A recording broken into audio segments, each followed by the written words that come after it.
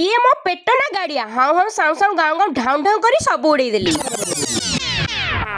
नमस्कार जय Shri Jagannath welcome to my कुनी ब्लॉग। मो सान दादा आ मो सान खुडीकर झियो सानवी तार 21 आमे जो जाइथिलु पार्ट 1 आ पार्ट 2 छाडी देइथिली।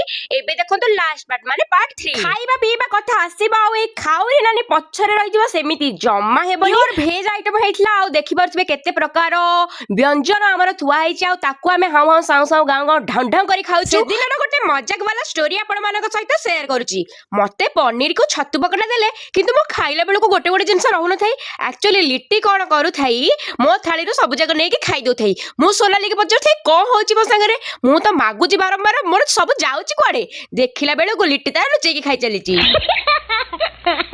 लिट्टी को तागिद करके कहली तू ए जो काम करूछु कोन भलो काम करूछु लोक भाबिबे मु एते सारा खाउची। आज्ञा आपण माने जेमति भितरे जानि जंदी मु खाउची हेले सीए मो थाली रो लुचै खाई दोची कारण मु जति सब खाई थांदी ताहाले मो ना रही थांदा जेहेतु हम सब मिसी खाउतलु ताहाले मो ना रहबनी।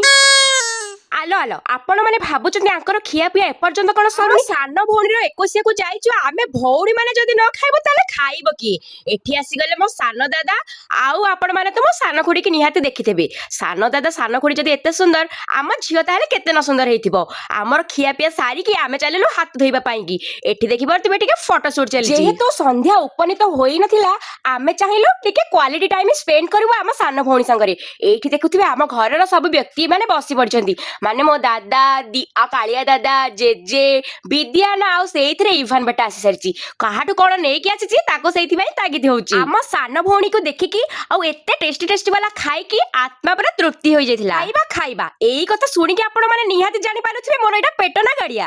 Bye bye.